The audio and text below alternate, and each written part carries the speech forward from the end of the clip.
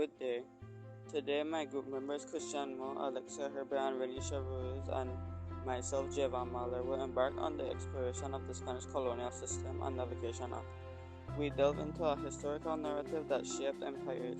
Just as sailors navigated uncharted waters, our journey through this chapter navigates the policies and trade routes that define an era, shedding light on the complexities of colonial governance.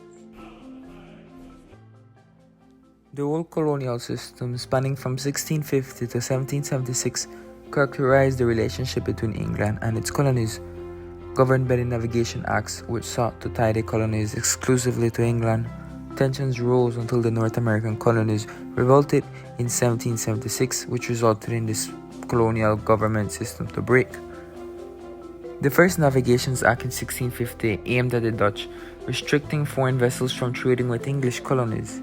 Despite initial disregard, subsequent acts in 1651 and 1660 reinforced the inclusive trade with England, leading to conflicts like the First Dutch War in 1652 to 1654.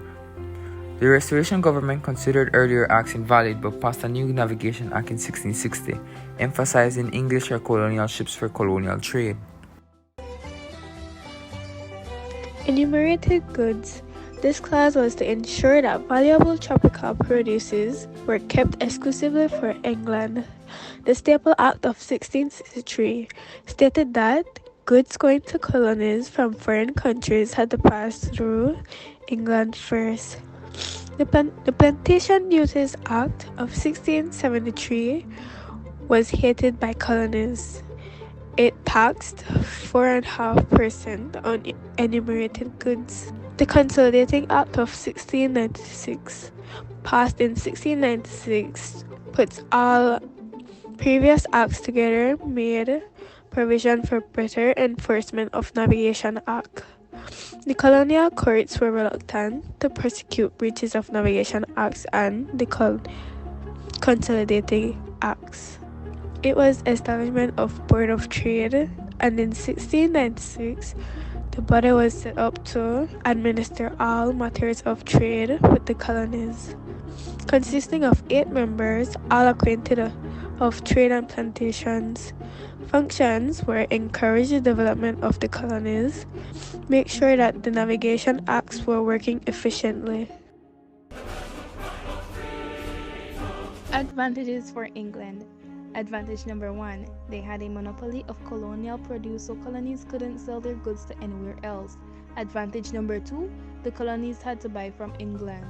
Advantage number 3, they had a guaranteed supply of tropical staples. Advantage number 4, in 1673, colonial trade became a source of revenue for England by the Plantations Act. Advantage number 5, English merchant increased, and by the end of the 17th century, the carrying trade of the English islands was almost completely in English hands. Advantages for the colonies. There were 2 ways in which the West Indian colonies did benefits from the old colonial system. Through these were gently overweighted by the disadvantages. The colonies had a guaranteed market for their produce. England would take all their produce, and they were never in a position of being unable to find a market to sell their goods. Advantage number 2. Although the colonies complained that nothing was done about their defense, nevertheless, they were protected a way that they could not see. In times of war, foreign ships were not able to cross the Atlantic because of the strength of the Royal Navy. This was particularly true in the first half of the 18th century, when the Navy maintained the blockades against French ports. Disadvantages for the colonies. Disadvantage number 1, foreign demands for slaves in the English islands led to shortages of slaves, driving the prices higher than they already were. Disadvantage number 2, Jamaica was hurt as they traded slaves and other manufactured goods for bullions with the Spanish colonies, but the English wanted it, and the Navigation Act did nothing to stop this. Disadvantage number 3, the West Indian colonies had to buy a lot of goods and sell their goods cheap, as the Navigation Act tied their trade to England.